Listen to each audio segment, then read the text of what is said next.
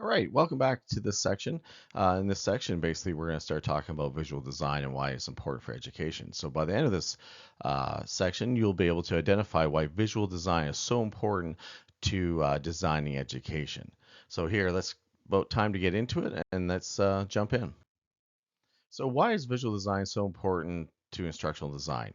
And throughout the next few slides in this presentation, we're going to show you why this is very important. This is a lot of the information that we're looking at comes from the book Killer Visual Strategies, and it comes from the advertising industry because they're able to actually analyze their audience and get their information through to the person because they use visual medium 90% of the time. If you look at the internet right now, 80% of all searches are done through YouTube, TikTok, those kind of things, and those are all highly media, highly visual places to look at things, to learn things. So overall, people are, and whether you disagree or not, people are highly visually dominated. That is their number one thing. We see things, we take information in, sensory. Unless you have a disability where you can't see well, you will not be visually dominated. But this is for the general populace. So one of the things we're going to look at here is like 94%, if you look at that, 94% of the brand's first impressions are based on design. So there's why they use certain colors, certain type of packaging. That's how they get people to buy in, to be engaged in their products. If we did apply the same thing to education, we'll be able to do that with our learners as well. 90% again base their products based on color. So again, we need to think about when we're building our online training or whether we're building a face-to-face education with PowerPoint slides, what is the color we're using? Does it evoke good emotion? Does it evoke bad emotion? Does it create people being engaged? Or is it just plain out straight boring and people are just going to tune out? Also, when it comes to processing and different things and the body is functioning, what happens here is that we use about 30% of our brain to do visual processing. We use about 8% to do 10% processing, and we use about 3% for hearing. So you can see where visual processing in the brain is very highly dominated, and it does take up a lot of that resources. So people use that, and it's quite familiar, and that's why they're able to process so much information. So let's talk about a couple things. Now, for me to see an image and take some information away from it, or whether I need to read something about it, so whether I watch a video, when it comes into it, how many words can we process an hour, do you think, and grab concepts, or how many images can we actually see and be able to grab the concept? So if we actually look at the true numbers, is that we're looking at about 36,000 images an hour we can process. We have this ability to process visually so much faster than reading pages of words. So 15,000 words. The other thing that images do in high graphics, and when I mean images and graphics, I do still refer to words. And I'm talking about very simple phrases, one or two words put together as well. But the biggest thing is that when we're using images to convey some of our concepts, that it actually crosses a barrier of language. So if you have somebody that's a second English is a second language and they're in your class and you're an English instructor, you'll find that the images will be much better than having bullet points of words. The other thing about this is that it's really hard. Like in my industry, we use a stretcher called a scoop stretcher.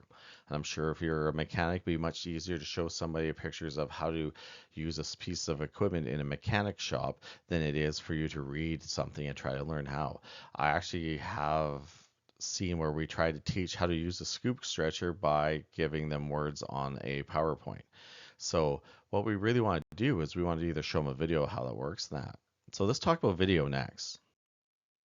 So 1 minute video. So if we're watching this lady here, they're cutting a pepper. And if you think about it, could you imagine trying to write out exactly how to cut out a pepper like you can see here, and then try to explain exactly, and hopefully that the person that's trying to learn how to cut this pepper in this way would actually understand it. So the big thing to learn about, big thing to know about video is that video actually 1 minute with video is worth about 1.8 million words. You can transfer so much more information. So again, we talked about the scoop stretcher or the mechanic shop. We need or demonstrating a very complex task. We're better off to actually show it and how it works than we are to teach it. Granted that next week after we've shown them how to cut up the pepper, we need to practice it, and that's where that skill set building comes in. So if we look at this, students can process more images per hour and understand concepts faster than reading paragraphs of words. So the idea that if you're producing PowerPoints with full of bullet points, full of text on the screen, and you're presenting that way, or if you're even doing a course online like that, the students aren't going to read your bullet points or paragraphs, or they're going to be doing reading your bullet points and paragraphs and not listening to you. You have a one place to process language, and it can either be hearing it or it has to if it's reading, but they can't do the same at the same time. So that's that multitasking. Students can process more information watching a video per hour than just reading process of words that are just slapped onto a PowerPoint. So we got to really be aware of that with the new day and age, with the high end of media. Like I said again, something like 80, 70% of the searches are done in YouTube. Uh, so let's keep moving on. So let's test out this idea. So next is I want you to, it's more of a surprise, but we're going to give you about 15 seconds to take a look at two sides. And then when we're done, I'm going to ask you a couple of questions about what you've just seen. So we got about 15 seconds.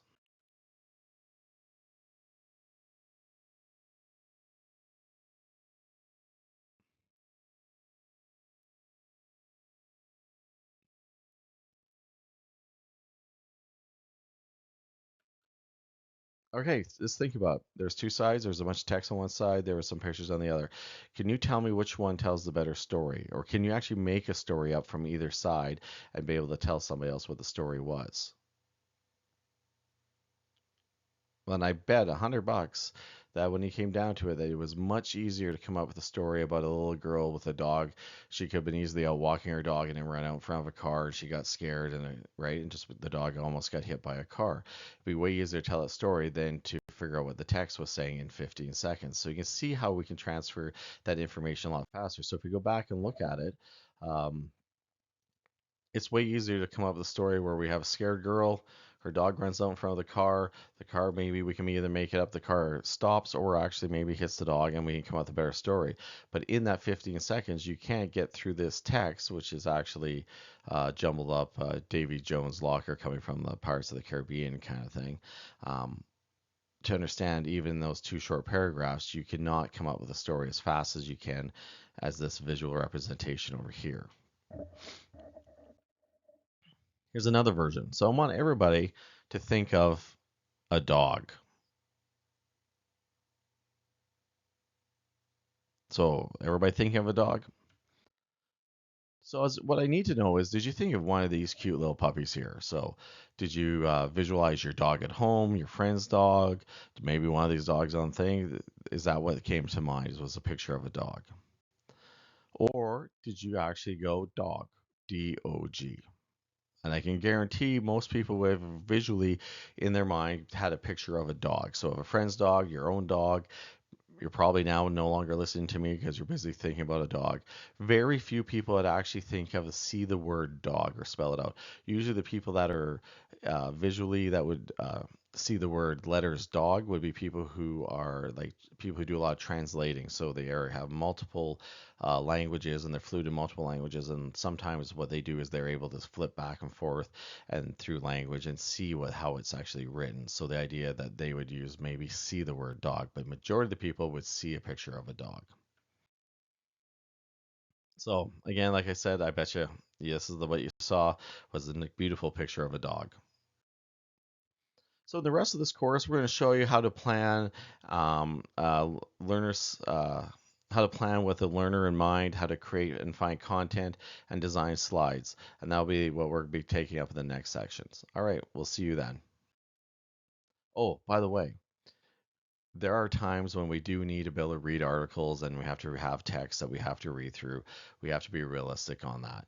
But if we design most of our material visually, where the students are using less cognitive power, they'll have more cognitive power to read and retain the information that they actually need to read. So in summary, real quick, people can process images faster than reading text. Again, 36,000 words compared to 15,000 words, and 1 minute videos equivalent to 1.8 million. So again, like we said, we'll see you in the next one.